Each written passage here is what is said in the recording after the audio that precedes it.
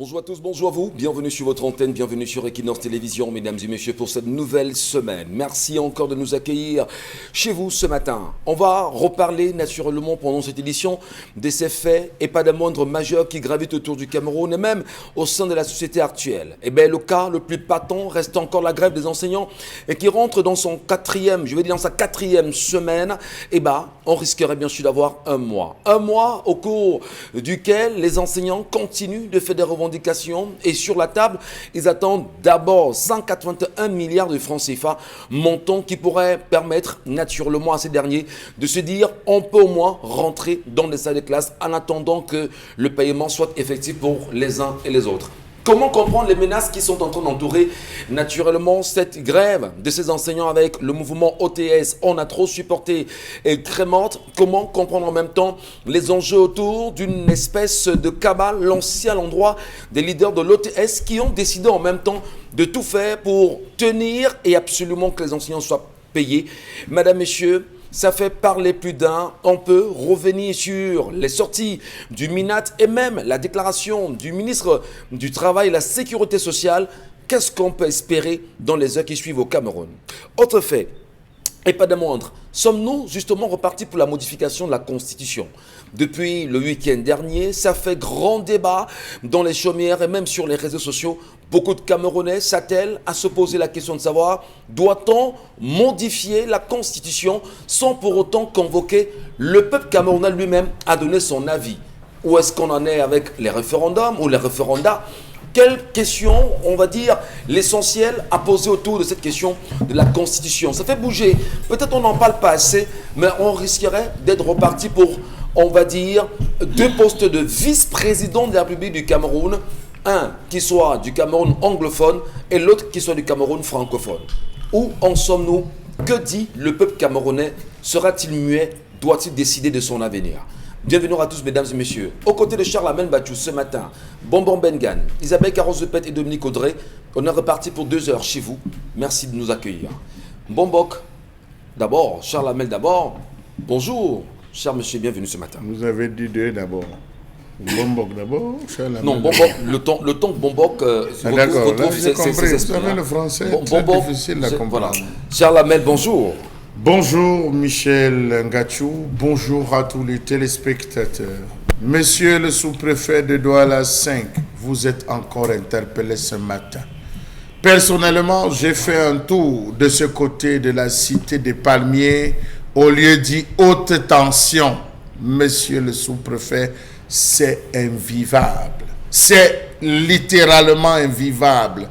Trop de nuisances sonores pour ce qui était des résidences, véritables résidences paisibles. On se retrouve à taper la musique jusqu'à très tard. Nous avons des malades de ce côté. Le collectif vous a saisi, mais vous semblez avoir les oreilles bouchées. Vivement, monsieur le sous-préfet, que vous vous levez. C'est invivable, au lieu de dire haute tension. Bonbon Bengan Kandi, enfin. Bonjour à vous, patriarches. Bon début de semaine. Merci d'être à nos côtés ce matin. Bonjour Monsieur Ngachonumba, bonjour à vous chers téléspectateurs. Une petite précision, oui, on peut modifier la Constitution, mais on la modifie par un congrès. Un congrès? Oui, notamment le chef de l'État avait modifié la Constitution pour modifier la clause qui limitait les mandats. Ça, c'est une modification qui est anticonstitutionnelle. Donc en principe, le président de la République ne devait même pas être candidat. Et les CAM devait déclarer sa candidature illégale. Devait rejeter sa candidature. Absolument. Parce que le Congrès ne s'était pas réuni pour modifier la Constitution. Là, il faut le dire. Aujourd'hui, on est reparti pour une modification. On n'en parle peut-être pas, mais des soubresauts laissent entendre que le projet de loi serait déjà arrivé au niveau de l'Assemblée nationale. Tout à fait, on verra encore cette fois-ci. Parce que rappelez-vous, lorsque la Cour suprême statuait pour les élections présidentielles, disait « Je statue en ma qualité de conseil constitutionnel ». Or, l'Assemblée nationale avait modifié la Constitution en avril 2008. Elle n'avait jamais dit « Je statue en tant que congrès ». Parce qu'en l'absence du Sénat, la Constitution dit l'Assemblée nationale représente le Sénat. Mais elle n'avait jamais dit, il fallait le dire. Le fait de ne l'avoir pas dit disqualifiait le président de la République à se porter candidat. Très bien. Maintenant, je reviens sur les grèves. Qu'est-ce que le gouvernement veut? Le ministre en charge du travail et de la sécurité sociale poursuit le dialogue. Très bonne chose. Mais son collègue de l'administration territoriale, lui, il demande qu'on lui donne des listes des gens, des enseignants grévistes. Donc, d'un côté, on trompe les enseignants en disant, oui, vraiment accepter. De l'autre côté, on vous dit, si vous continuez la grève, on peut même refuser de vous payer, même le peu de salaire qui restait. Alors là, voilà donc, ça, c'est le ministre du Travail. Ça, c'est le ministre du Travail qui l'a dit. Qui a fait ses sorties. Hein. Donc, lui, il ne va pas de même. Donc, en réalité, quand on commence à qualifier la grève d'illégale, est-ce que OTS a demandé une résistance de gaz? Ce n'est pas un problème. Et une grève sauvage, voilà les termes utilisés. Ce n'est pas des termes bien à utiliser à ce moment précis.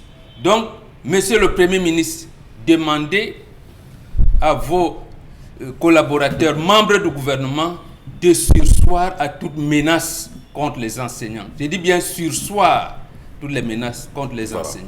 Merci infiniment, bon Bengal. Il faut bien sûr rappeler qu'à la suite de ce que vous ramenez, il y a le syndicat des enseignants du Cameroun pour l'Afrique, d'ailleurs, qui a fait une sortie et qui interpelle à nouveau le gouvernement camerounais sur cette question. D'ailleurs, on en parlera au courant de l'émission.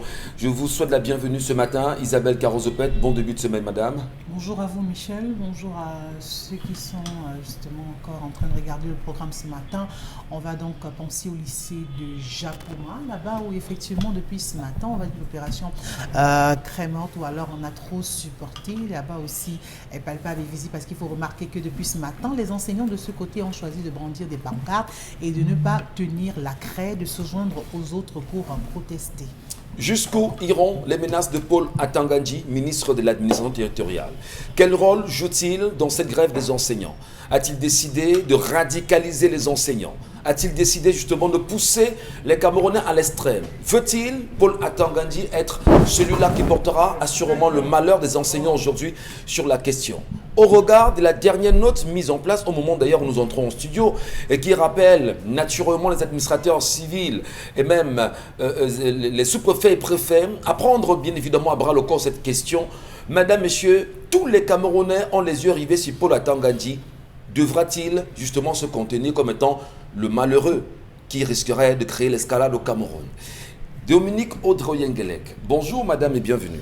Bonjour Michel Ngachou, bonjour aux téléspectateurs. Ce matin, comme beaucoup de Camerounais, on s'est réveillés dans le noir et assoiffés, pour ne même pas dire affamés. La question que beaucoup se posent et dont je me fais le porte-voix ce matin, c'est de savoir que dit le ministre de l'eau et de l'énergie au sujet des robinets secs. Il ne dit encore rien. Parce que aujourd'hui, beaucoup de Camerounais sont en train de se retrouver dans des hôpitaux parce qu'on boit une eau non contrôlée. Le taux de typhoïde dans les petits villages, les petites contrées est en train d'exploser. Est-ce que si le ministre de l'eau ne peut pas nous donner de l'eau dans les robinets, ne pourrait pas penser à un projet où on ferait au moins 2 forages par village? C'est impossible. C'est la relève des communes d'arrondissement. En tout cas, on peut chapeauter. Il peut chapeauter parce qu'on n'a pas d'eau dans les robinets. Comment on fait? Et vous décriez d'ailleurs ce fait, Dominique Audrey. Merci à vous. Installez-vous confortablement, madame. Merci également à ceux qui nous regardent ce matin. Le numéro à l'instant qui s'affiche au bas de l'écran vous donne l'occasion de nous laisser vos réactions et commentaires. Allez réagir et interréagir, si on va le dire ainsi. Allez également sur la page de Equinox Télévision en live. Regardez-nous, mais surtout commentez avec ceux qui commentent. Allez également sur la page Equinox Télévision, je veux dire 10-12 Zénith d'ailleurs, ou là-bas. Ça bouge également en termes de réaction. L'histoire de ce matin est une histoire rocambolesque. Et Dominique Audrey reconnaît un tout petit peu ses talents à nous ramener des histoires compliquées quand même. Je souhaiterais humblement que les mamans, les femmes, les hommes même qui nous regardent ce matin tendent l'oreille. Mais surtout, restez très vigilants, parce que les enfants sont peut-être autour de vous. Qu'est-ce qu'on dira d'eux? Je m'éclipse, Dominique Audrey. Il faut dire aux téléspectateurs que vos histoires peuvent nous parvenir par n'importe qui sur ce plateau. Et ce matin, l'histoire qui m'est parvenue est celle d'une dame qui nous dit qu'elle est âgée de 42 ans, elle est mariée, elle est une Bayam Selam, elle vend les vivres frais et il lui arrive parfois d'aller chercher la marchandise en brousse et il pourrait arriver que cette dame passe jusqu'à 1 semaine hors de chez elle à chercher la marchandise. Ce qui m'amène ce matin sur votre plateau, c'est que j'avais commis une erreur qui me hante jusqu'à présent. J'ai fait la connaissance d'un homme en brousse avec qui j'ai vécu pendant 8 années. J'ai 6 enfants avec mon mari et 4 sont de lui. Les 2 autres sont de l'homme avec lequel j'entretenais cette relation depuis 8 ans.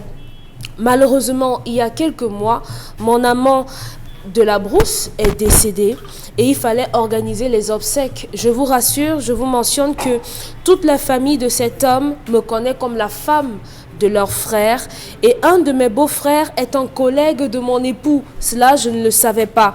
J'ai donc dit à mon mari que je vais en brousse acheter ma marchandise comme prévu et mon mari, lui, de son côté, devait aller accompagner son collègue qui avait perdu son frère.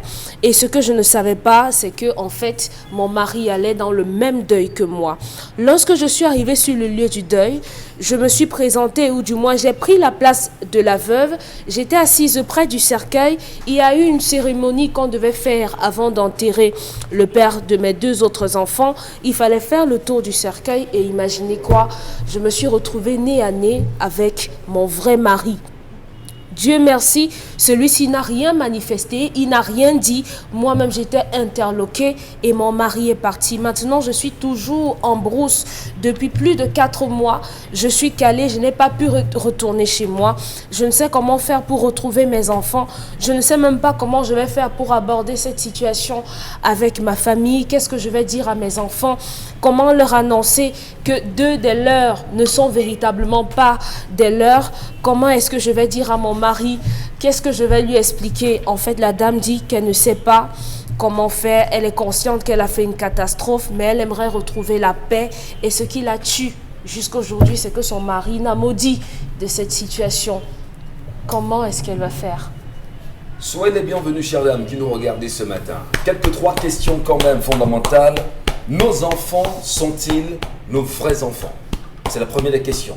La deuxième, mon mari veut-il me tuer? Parce que son silence semble être la chose et qu'elle ne comprend pas aujourd'hui.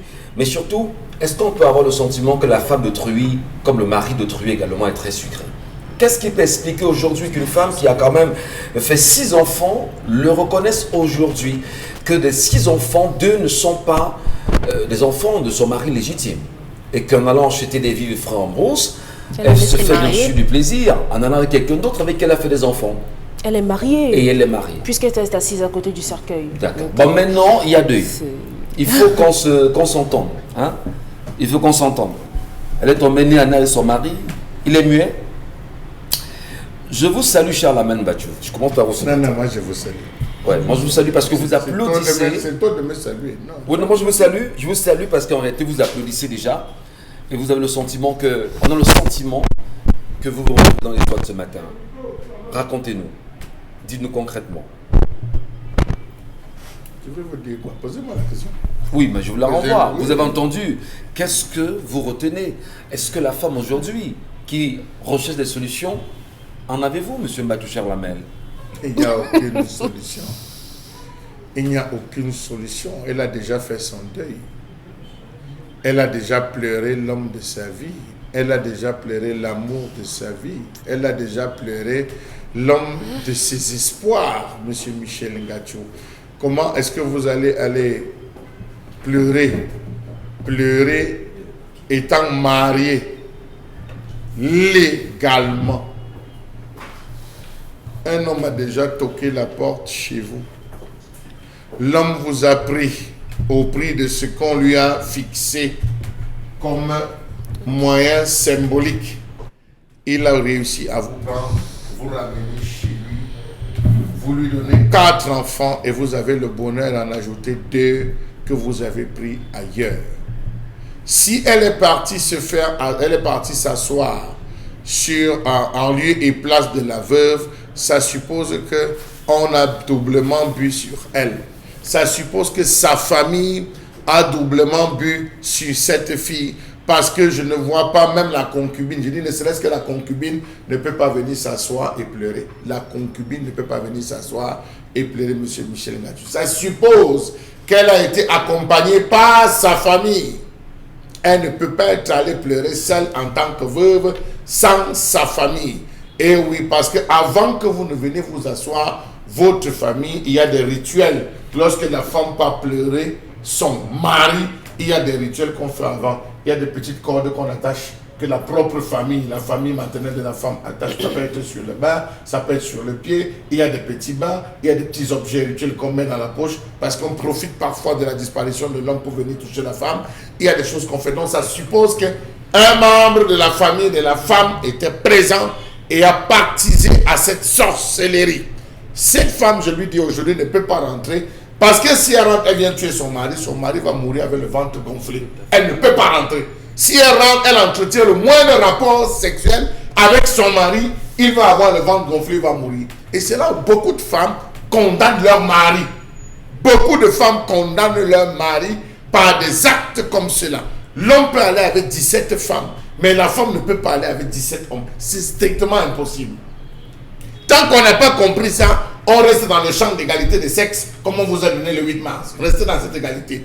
Une femme décide d'aller, elle a déjà pleuré l'homme. Elle est en pleine période de veuvage. Elle ne peut pas rentrer. 4 mois, c'est petit.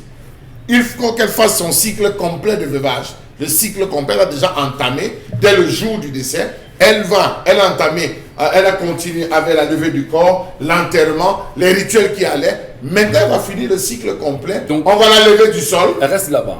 C'est terminé. Elle ne revient plus chez son mari. C'est terminé. Illégitime. J'ai dit c'est terminé. Le mariage, elle a rompu les liens traditionnels du mariage. Elle est rentrée dans une autre concession. Elle a déjà pleuré.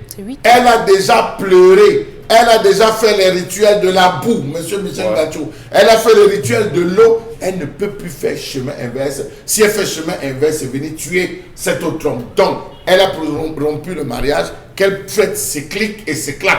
Même rentrer chez ce monsieur, qu'elle n'entre plus, parce que si elle entre avec la mort. Si elle entre, je dis traverser le seuil de la porte de ce monsieur, mieux le monsieur récupère ses effets, il part retrouver les membres de sa famille, il bazarde, il balance les conneries, il balance toutes les conneries, là il se retrouve, il rentre chez lui tranquillement. Et parmi les 2 enfants, pardon, c'est important. Les deux enfants. Ils ne sortiront pas de la maison là comme ça. Il y aura des rituels qu'il faudra faire avant que ces enfants traversent le seuil de sa porte. Donc cette femme... La porte de qui? Du monsieur, là où ils vivent. Ah, d'accord. Le père légitime de ses enfants. Non, monsieur. Le père légitime, c'est-à-dire le décédé. Hein. Non. Ils vivent avec le monsieur, l'époux véritable. Ah, d'accord, merci. Donc en sortant, puisqu'elle a déjà pleuré le deuil, d'accord. donc il faut que ces enfants ressortent de la concession pour aller dans la concession de leur père de la brousse.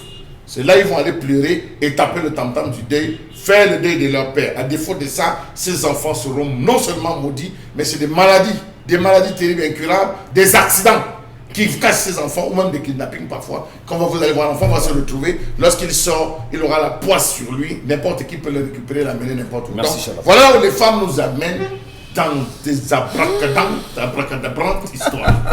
Je vous en prie. Vous cherchez bien sur le mot. Le néologisme finalement est sorti. Mais on va se poser une question évidente, Isabelle Carrozepette, avant que mon bon gars ne parle là-dessus. Nos enfants, des frères, que nous sommes d'ailleurs, qu'est-ce que vous nous dites, madame? Est-ce que nos enfants sont nos vrais enfants? Est-ce qu'il y a des possibilités d'avoir des tests d'ADN? Est-ce qu'il y a des possibilités d'avoir des tests d'ADN pour qu'on se rassure au moment où nous parlons que les enfants que nous avons à la maison sont nos vrais enfants? Isabelle Carrozepette, parlons-en ce matin, madame. Ça servira à quoi si la femme vous a dit que ce sont vos enfants? Ben, celui-ci ne savait pas. Il savait qu'il avait 6 quand même qui étaient ses enfants à lui. C'est simplement ce qu'il faut retenir. Dans tous les cas, ce que je veux dire, c'est c'est ce qu'il faut retenir, Isabelle. Michel Gachou. Que les 6 enfants sont les vôtres. Michel Gachou, laissez-moi.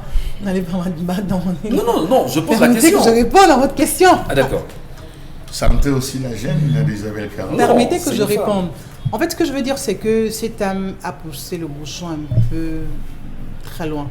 Vraiment, je crois que moi, je suis de ceux qui disent toujours, quand ça ne marche pas dans un couple, vous devez mieux vous séparer. Les situations de ni paix ni guerre, c'est-à-dire que vous êtes dans une relation, alors vous êtes marié, vous n'êtes ni marié, ni moins marié, parce que c'est toujours ni chaud ni froid dans votre couple. En réalité, vraiment, il faut jeter l'éponge, abandonner et vraiment entamer autre chose. Autant mieux dire de vous que vous êtes divorcié, au lieu de dire de vous que, voilà, vous êtes une femme infidèle, vous avez donné des enfants à votre mari qui ne sont pas les siens et tout. Autant mieux assumer votre position et de dire, chérie, je ne t'aime plus, je plie mes affaires et je pars. Ça aussi. À vous, la femme de Lodi, c'est ça? Oui. D'accord. Oui, il faut que les femmes aujourd'hui commencent à apprendre sur elles de pouvoir le dire. Après dire être doté, tout ce qui va avec. Michel Natou, non, vous n'allez pas commencer à Non, dire je pose ça. la question Que le bêtement. fait qu'on a été doté veut dire qu'on a été enchaîné. pas une Non, condamnation. on n'encourage pas le divorce, mais je dis, au lieu d'aller faire deux mariages, parce que là, la dame a Elle a été pratiquement fait doublement 2 mariages. Elle est mariée à telle, et en bourse, elle est mariée à telle autre personne. Autant mieux assumer votre position. Si vous vous sentez à l'aise avec le monsieur qui est en bourse, vraiment, dites à votre mari, vous ne pouvez plus rester avec lui pour la simple et unique raison que vous ne l'aimez plus. Il n'y a pas autre chose que ça. Quand vous avez fini de dire ça, quitte à lui de faire le cinéma qu'il veut faire, de vous présenter la chorégraphie qu'il veut, mais au moins vous aurez été vrai avec vous-même. Pardon, avec vous votre parlez de confiance. chorégraphie qu'il veut. Oui, D'accord. Allons-y, Isabelle. Vous parlez aux téléspectateurs, non à Chalamel. non mais Allez-y, madame. Allez-y. Non, je voulais juste comprendre son néologisme. On vous écoute. Mais au moins, vous serez libre avec vous-même et vous serez toujours droit dans vos bottes. Parce que vous saurez au moins que vous avez dit la vérité, rien que la vérité. Et là, vous prenez vos affaires et vous partez. C'est-à-dire les liens du mariage sont rompus. Pour les enfants, Alors, on essaie de voir cette comment on va dernière les vous dit qu'il encadrer. n'y avait pas de problème en fait avec son mari. Non, c'est pas qu'il n'y avait pas de problème. Permettez, Isabelle. Elle a... Oui, Permettez, il vas-y. n'y avait pas de problème avec son mari, à proprement dit.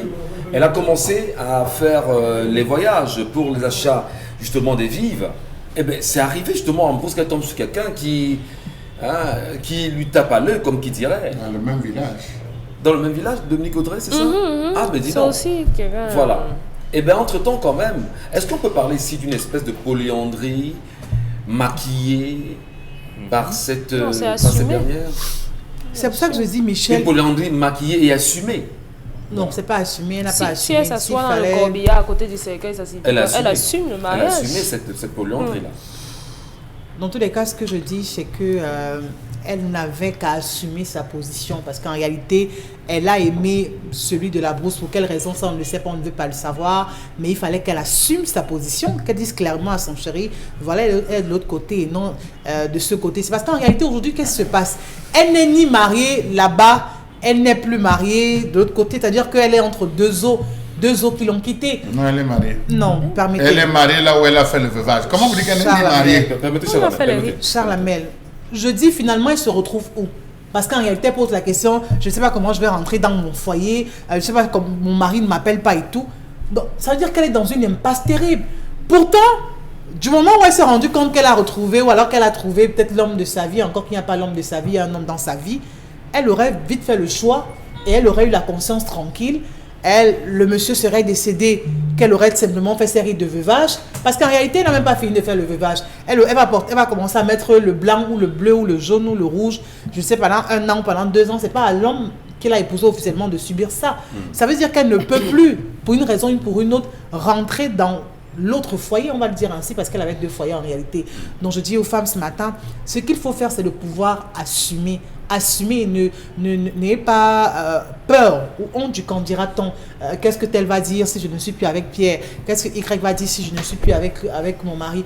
Non, il faut assumer. Si ça ne va pas, si vous voulez partir, faites-le par la grande porte. Moi je dis, il faut toujours garder ce sentiment de fierté, il faut toujours marcher justement la tête haute, parce qu'aujourd'hui, même devant ses enfants, je ne sais pas le discours qu'elle va tenir, comment elle fera pour recoller les morceaux, c'est tellement compliqué. Et en plus, les 2 enfants, c'est-à-dire que moi, je vous ai toujours dit, la meilleure chose qu'on puisse offrir à un homme, c'est sa période féconde. C'est le meilleur cadeau qu'on puisse offrir à un homme. Et ça, elle ne l'a pas offert à son mari. Elle l'a offert à une autre Elle personne. lui a donné 4 fois.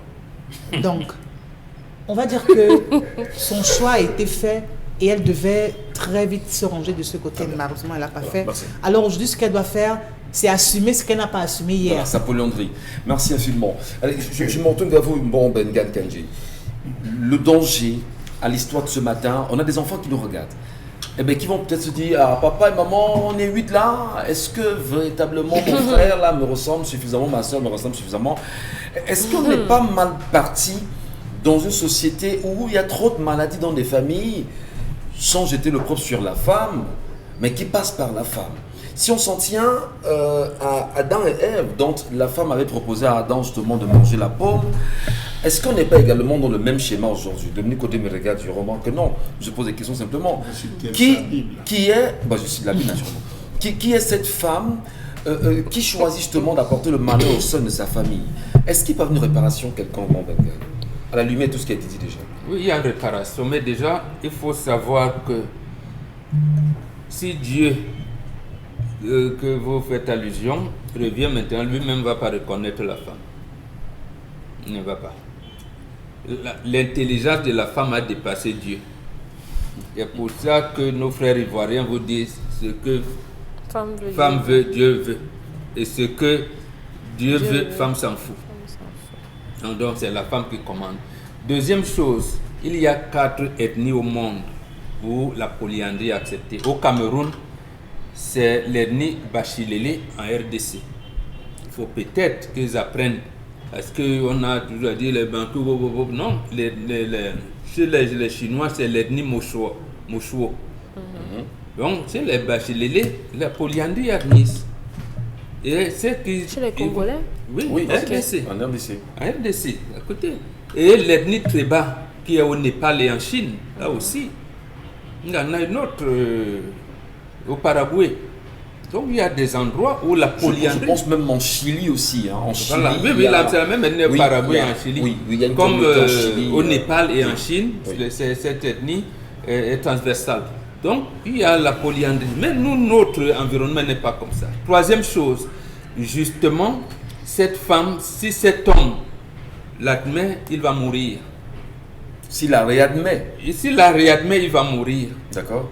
Même s'il monte encore sur elle, il va mourir. Parce que les rites de veuvage s'accompagnent de ceci, que la femme qui a subi ça a une corde attachée au niveau de sa rein. Ouais. Donc le monsieur qui lui fait des veuvages qui doit couper cette corde. Et il y en a une petite autre doit couper. Maintenant, son mari officiel va se comporter comment? Va-t-il accepter terminer le veuvage de sa femme avec un homme? Comment est-ce qu'on vit lorsqu'on est homme dans une telle situation? Il est calme, comme la face d'une femme qui ment. Et c'est ça. Et c'est ça, mon fils. Reste calme, ne dis rien. Même aux enfants. Leur maman qui a eu cette intelligence-là d'aller faire des rites de veuvage auprès d'un homme à qui il a donné 2 maternités saura quoi dire. Reste tranquille, ne dis rien. Et qu'est-ce qu'on fait déjà supporté et si jamais les enfants sont au courant de ce que maman a fait, il y a 2 choses. Comment est-ce qu'on va les entretenir? 2 choses. Les 2 enfants du monsieur, on peut leur rétrocéder à la famille parce que c'est leur gène. Oui. Ou alors, la famille qui a épousé la fille, la veuve désormais, peut procéder à des rites de légitimation de ses enfants. On peut procéder à ces rites de légitimation de ses enfants. Mais ces enfants seront toujours traumatisés. Ils savent que notre papa est là-bas, maman avait fait ci ou ça. Donc, c'est pour cette raison que, en fait, le problème allait toujours se poser lors du décès du mari légitime.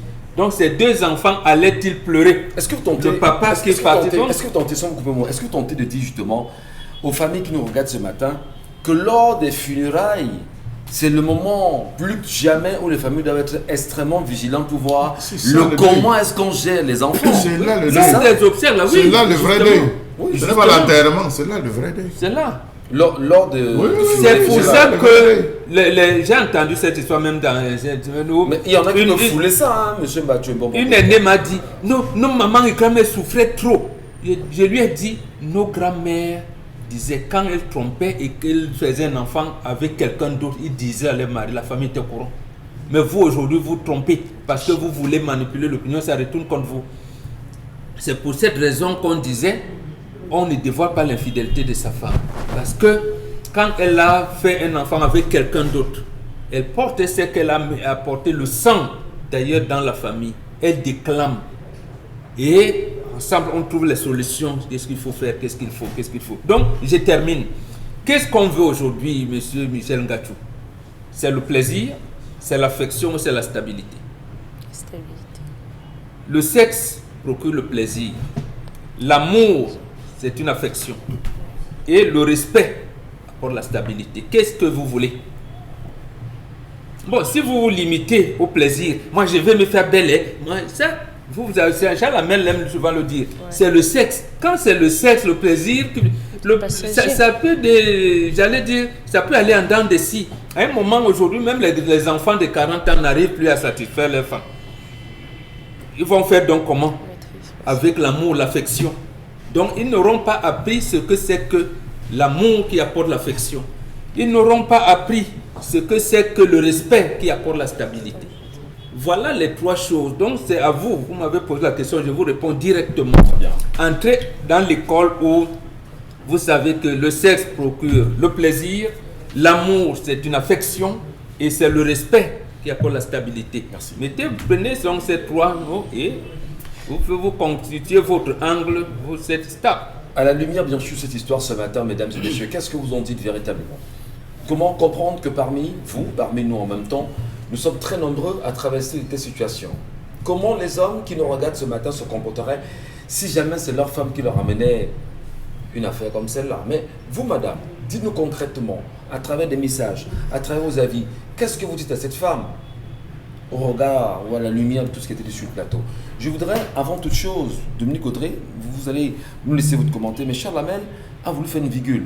Monsieur Mbachou. Oui, Monsieur Michel Ngachou, c'est très important parce que dans beaucoup de familles, nous avons ces cas de femmes qui sont allées porter des enfants, qui sont venus déposer, comme des fardeaux, un fagot de bois.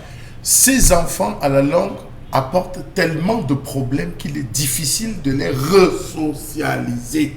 C'est parfois à la fin que la mère ouvre la bouche pour dire « Excusez-moi, je n'ai pas pu vous dire, mais tel, ce n'est pas son père.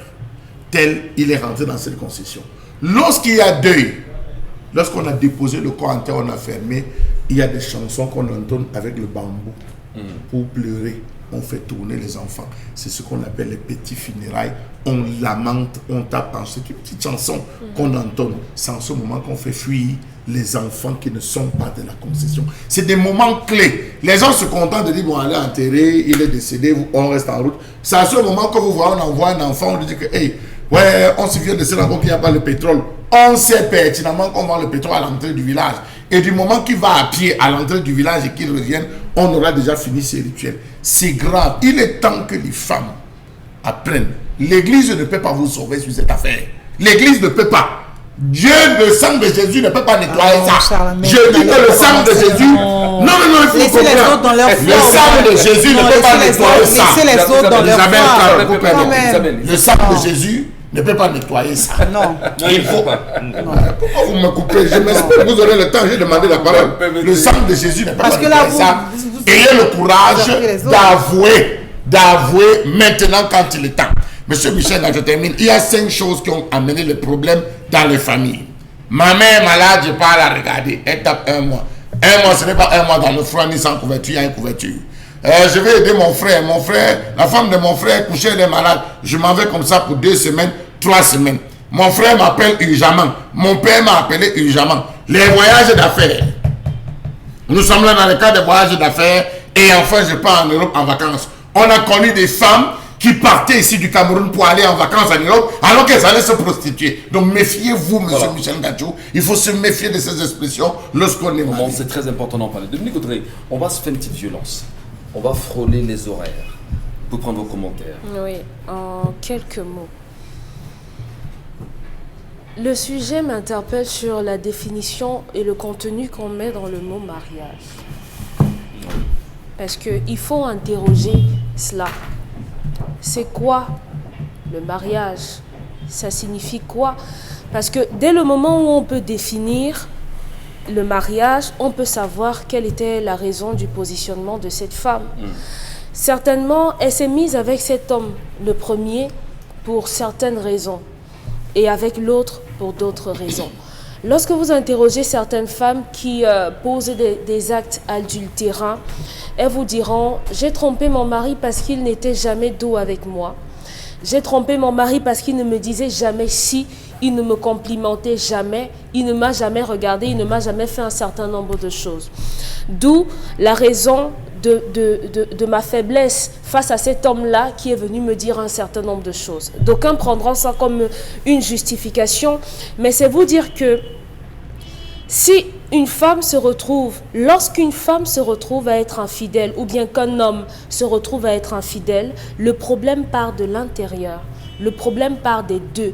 Le problème part du couple. Votre femme, tous les jours, fait des semaines dehors. Vous auriez dû contrôler cette femme-là. C'est à ce moment qu'intervient dans la surveillance de sa femme. Il faut contrôler sa femme. Parce que, qu'on le veuille ou non, la femme a cette faiblesse-là, elle est comme un enfant qui peut être malheureusement manipulé ou amadoué. Mais cette femme, non, elle ne peut pas. Jusqu'à un certain niveau, elle ne peut pas. Il faut contrôler, c'est normal de contrôler. Contrôler et surveiller, c'est deux choses différentes. On se met où là? Contrôler, c'est mieux. Contrôler. Moi, on dit souvent que la confiance n'exclut pas le contrôle. Il faut contrôler sa femme. Ça ne veut pas dire jouer les inspecteurs, mais il y a un devoir quand même. Et cette femme est mauvaise. À la base, elle n'est pas bonne. Elle n'est pas bonne du tout, je suis désolée. J'aime pas me mettre dans cette posture-là. Mais si vous avez pris sur vous d'aller nouer un autre mariage, ça veut dire que foncièrement, vous n'êtes pas bonne du tout. On peut comprendre qu'une femme se fasse draguer par d'autres hommes parce que... Jamais. Oui, ça ne manque pas. Ouais. Il y a des femmes qui se prêtent à ce jeu. On peut comprendre que oui, on joue à ça parce qu'on veut encore tester, évaluer sa capacité à séduire. Mais il y a des limites. La femme qui dira qu'elle ne le fait pas est menteuse. Il y a des limites tout de même et cette femme a franchi les limites. Des hommes vous diront, je peux comprendre qu'une femme me trompe, mais jamais, au grand jamais, ne me ramène un enfant qui n'est pas de moi. Cette femme ne sait pas contrôler. Elle savait pertinemment ce qu'elle faisait. Je ne sais pas pourquoi elle pose le problème aujourd'hui parce que son choix a été consciemment fait. Consciemment fait. Et lorsqu'on dit que son mari peut mourir si jamais, au grand jamais, elle le trompe, vraiment, si jamais, si elle a aimé cet homme un seul jour, qu'elle ne lui fasse pas ça, qu'elle ne soit pas la cause de son décès. Et j'espère que son mari nous regarde et que jamais qu'il ne l'acceptera plus. Parce que c'est impardonnable. Cette femme était déjà mariée. Elle vous dit que toute la famille me connaît. Je me suis assise à côté du cercueil. J'ai fait un rituel de... C'était un mariage. Donc, avec l'autre, peut-être c'était l'argent, peut-être c'était le confort, la situation sociale qui l'a poussée dans cette relation. Mais 8 ans, c'est 8 ans de mariage avec le monsieur en brousse. Donc. Femme, qui es-tu? Tout de suite, la colère.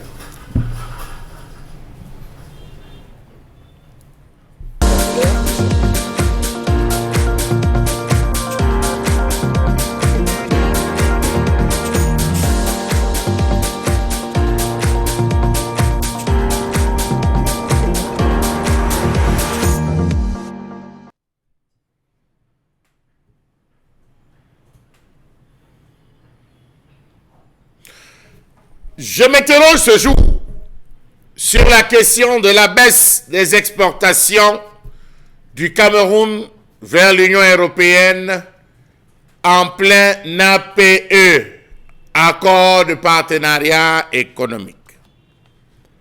Comment comprendre que malgré l'implémentation des accords de partenariat économique, les exportations du Cameroun vers l'Union européenne sont en baisse? Que se passe-t-il au juste et quelles en sont les raisons? Les accords de partenariat économique étaient-ils véritablement bénéfiques pour l'Afrique, plus qu'à l'Europe ou à l'Union européenne, qui était en panne de marché, cherchait un marché où elle devait écouler ses produits?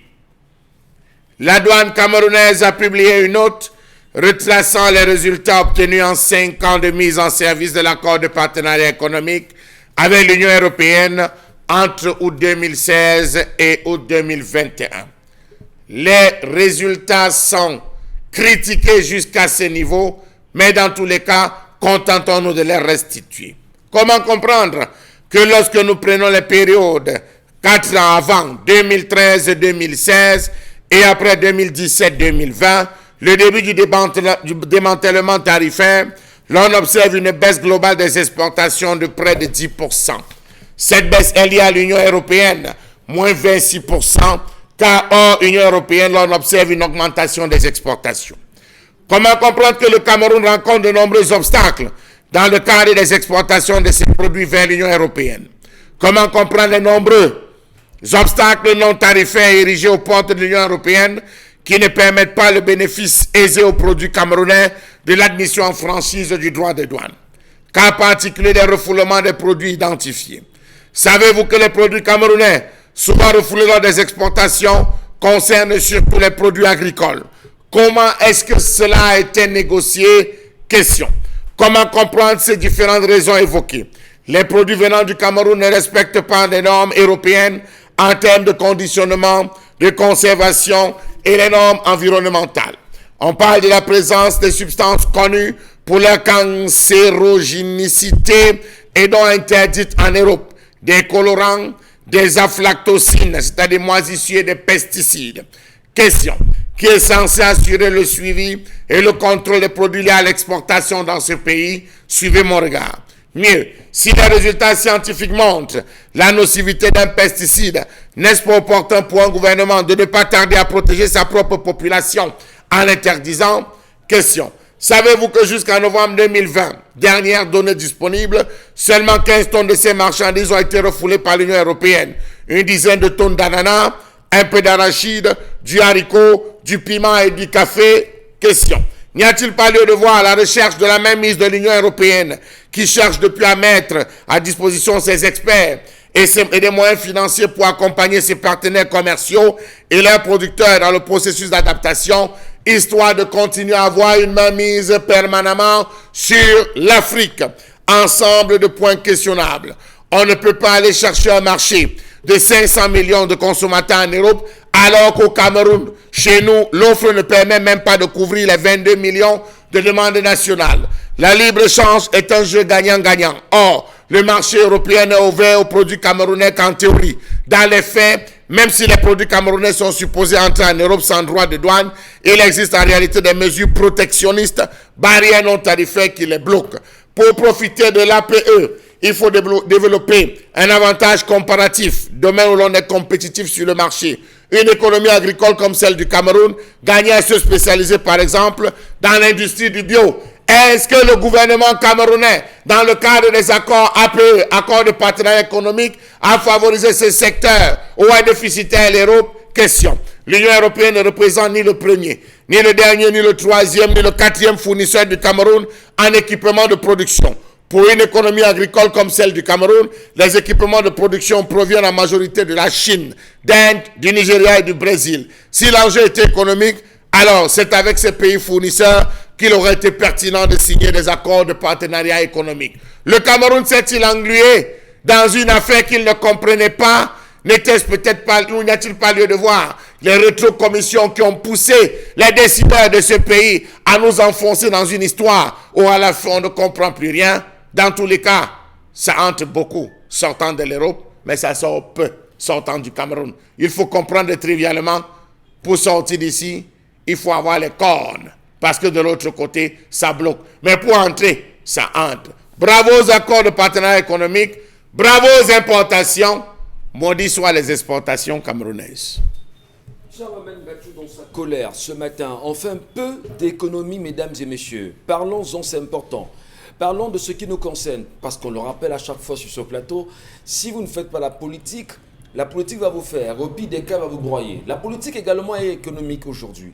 Comprenons-nous grandes choses aux enjeux économiques actuels, notamment avec ce qu'on a baptisé les accords de partenariat économique, qui, par simple définition, il faut bien comprendre, les accords qui lient l'Union européenne aux pays de l'Afrique et même de l'Afrique justement et d'autres pays d'ailleurs. Comment comprendre aujourd'hui l'enjeu des APE? Est-ce que cela a rapporté véritablement au Cameroun? On parle quand même depuis 2016 où on sait que dès le lancement justement des accords d'APE au Cameroun, on avait des pertes autour de 0,3 milliards de francs CFA. Mais aujourd'hui, on est bien parti pour perdre en moyenne 27 milliards déjà par an avec ces accords de partenariat économique. On sait également que avec les APE, il fallait inviter les pays africains à exporter les produits qu'ils produisaient sur le sol africain vers l'Union européenne avec une franchise au niveau de la douane, mais également permettre l'entrée des produits de l'Union européenne sur le sol africain sans pour autant avoir une fiscalité assez élevée. Comprenons-nous justement, qu'est-ce qu'on gagne dans les APE, qu'est-ce qu'on perd au niveau du Cameroun? Je me retourne de Oumban Bengan Kandji pour dire que la chose évidente, c'est que le Cameroun déjà ne produit pas, le Cameroun qui est notre pays ne produit presque rien, On parle même d'exportation qui seraient les produits chinois en place au Cameroun qui seraient exportés, mais qui au final restent un réel serpent de mer pour nous. Qu'est-ce que le Cameroun exporte et qu'est-ce que les APE apportent de bien au Cameroun? Mais attendez, vous ne pouvez pas me poser la question de savoir, de me donner, vous me demandez ma cour pour d'être transformé ça en dépotoir. Vous dites ce que je gagne. Je gagne les mauvaises odeurs. Je gagne les mauvaises odeurs. Est-ce que gagner, humer les mauvaises odeurs, c'est gagner? Non, on ne gagne rien. Les importations de l'Union européenne chez nous, on ne gagne rien. Je dis rien. Nous alors, est-ce que nous exportons vers l'Union européenne? Non. Nous exportons quoi? Rien. Ce qu'on exportait et qui nous rapportait plus d'argent et qui était prisé dans le monde entier, c'était la banane. Mais qui n'appartient pas aux Camerounais. On l'a bradé, c'était la première entreprise à liquider. On a donné aux Américains et justement à l'Union européenne pour leur dire non, prenez. Vraiment, la banane là nous rapporte beaucoup d'argent. Comme vous vous sollicitez, prenez ça. Nous on reste avec rien. Et même l'Office national de la zone franche industrielle du Cameroun, qui devrait justement être un cadre de création d'entreprises vouées à l'exportation et exclusivement à l'exportation, oui. On n'a pas mis en place. On a refusé de mettre en place. Parce qu'il faut citer les noms. Parce que ça la met tient sur les exportations. Est-ce que les Camerounais comprennent ce que vous dites? Vous parlez bien de l'Office national de la zone franche industrielle du Cameroun, qui avait pour mission de ne porter son regard que sur la création des entreprises vouées à l'exportation. Et s'il vous plaît, le directeur n'est pas encore mort. Il s'appelait Michael Tomdio. Oui. Il n'est pas mort. Il a fait un travail remarquable pour justement non seulement définir la zone franche, c'est-à-dire que de Bonabéry à Tico, oui. On devait avoir une zone franche industrielle, plus les points francs. Et je vous dis, comment on appelle les chips, que vous appelez ça comment? Les chips. Les chips, voilà. Vous êtes dans les chips. C'est une Camerounaise, c'était la première entreprise à faire, c'était dans la zone de soie. C'est une femme qui les exportait vers l'Arabie Saoudite. Mais malheureusement, elle n'a plus eu les commodités d'accompagnement. Ça a été fermé. Et c'est donc devenu les chips, là, quand vous allez dans les points de paysage, là, Boumiébé, Loé et tout, chips. C'est une femme qui avait commencé cette histoire-là. Très bien. Comme une industrie vouée exclusivement à l'exportation. Vous dites que c'est une poubelle européenne? Je vous dis que Michael Tomdio a tellement chômé qu'on l'a appelé un jour, je pense qu'on lui a donné un ministère là, des mines, de l'eau, de l'énergie, à un moment donné.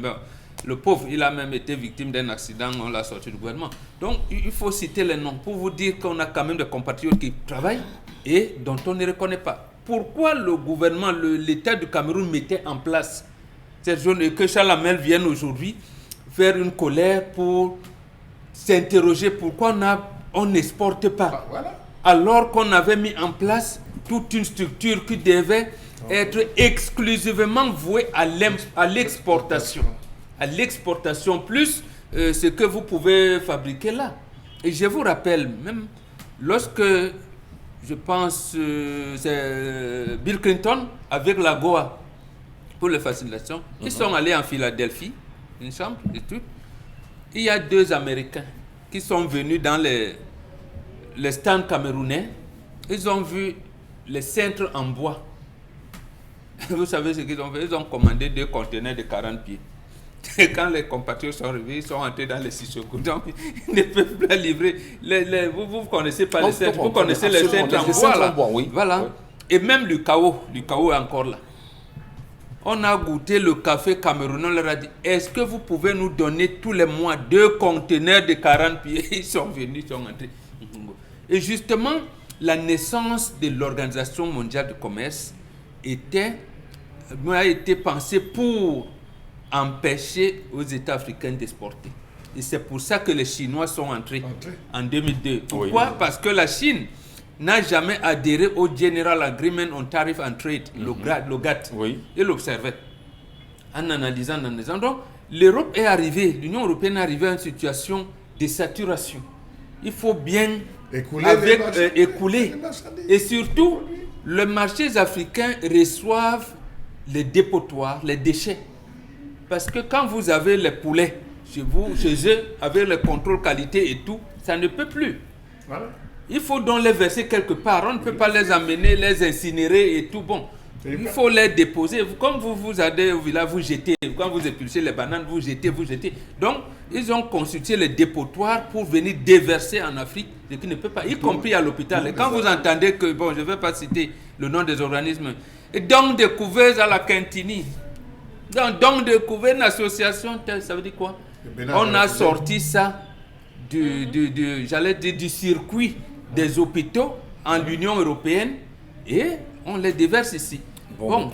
Le Bénin avait c'est tellement important d'en parler ce matin. Le président de la République m'a dit, nous consommons ce que nous ne mangeons pas. Bon, voilà. Nous ne produisons pas. Or, c'est lui qui doit donc mettre en place ce mécanisme. Excellence, réhabiliter l'Office national de la zone franche industrielle. Charles Lamel ne sera plus en colère. Nous aussi, on va exporter vers l'Union européenne. Isabelle Carole Zoupet, je me retourne vers vous. Pour qu'on essaie de mieux comprendre quand même. Accord de partenariat économique, c'est quand même depuis 2016 que le Cameroun a validé cela, je crois même bien avant, parce que les choses commencent à se faire véritablement en 2016. En regardant le cheminement du régime en place, notamment Paul Biya et ses ministères, et ses gouvernements, 40 ans quand même. Est-ce qu'on m'a dit également, c'est un autre point qui prouve insuffisance, l'échec de la gouvernance, l'échec de ses visions, l'échec de ses projets, parce qu'au final, il ne fait rien que de laisser l'Union européenne nous imposer ses produits et jamais nous n'exportons véritablement, sauf le bâton de manioc. Beaucoup nous le diront. C'est nous, c'est les Chinois. C'est les Chinois qui font partir le manioc. Isabelle Carole Zoupet. Mais ça veut dire qu'on est simplement dans les prolongations de la colonisation. Absolument. Ouais. C'est ce qu'il faut retenir. En français facile, je crois que quand on a vu de pareilles situations, on comprend que c'est ce qui se poursuit. On est toujours aujourd'hui colonisé parce qu'on est toujours sous leur poids, on est toujours sur leur joug et on évolue à leur gré. Sinon, vous n'allez pas expliquer que c'est ce qui vient de l'autre côté qui soit supérieur à ce qui devrait plutôt être pris ici pour envoyer ou alors pour pouvoir alimenter cette Union européenne en question. Certes, on parlera d'une mauvaise conservation des produits, aliments et toute autre chose, la façon avec laquelle c'est entretenu, des produits aussi qui ne respectent pas les règles environnementales, comme on le fait savoir. Quelque part aussi, ça veut dire qu'on pêche parce qu'on devrait pouvoir se mettre aussi à ce niveau-là pour pouvoir envoyer des produits de qualité afin d'être assez compétitif aussi sur le marché. Parce que ce qu'il faut retenir, c'est que pour être compétitif, il faut servir des produits haut de gamme ou du moins des choses qui soient bien faites. Aller encore interroger ce qu'on prend sur soi de pouvoir ramener de ce côté-là. Et maintenant, c'est normal qu'on se retrouve aujourd'hui asphyxié par ces exportations parce qu'en réalité, c'est nous qui laissons faire.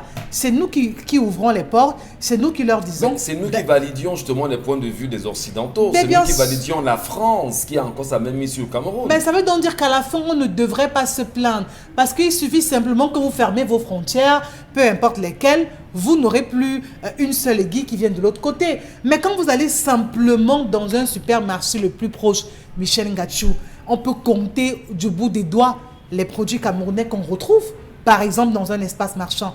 C'est un problème réel qu'on ne cesse de poser.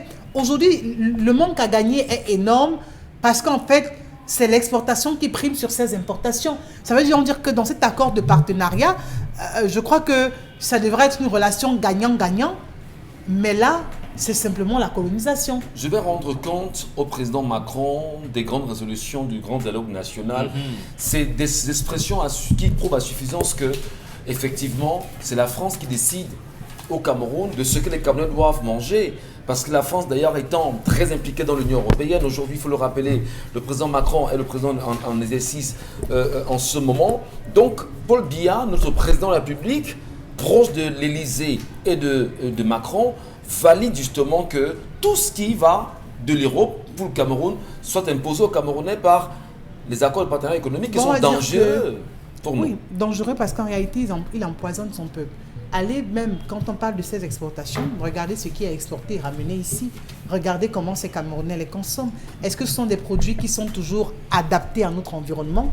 Ça aussi, il faut le savoir. Est-ce que les Camerounais ont suffisamment des méthodes de conservation de ces articles ou alors de tout autre aliment?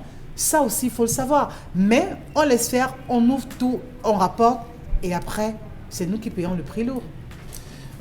Jusqu'à quand, mesdames et messieurs, puisqu'on en parle encore ce matin, le sujet peut sembler être anodin, mais pour les générations à venir, qu'est-ce qu'on léguera à ceux qui viendront après nous? Mais surtout, une question évidente, où est-ce qu'on se met dans le schéma d'une économie compétitive, avec les accords de partenariat économique qui sont plus dangereuses pour notre économie qu'avantageuses? On en reparle.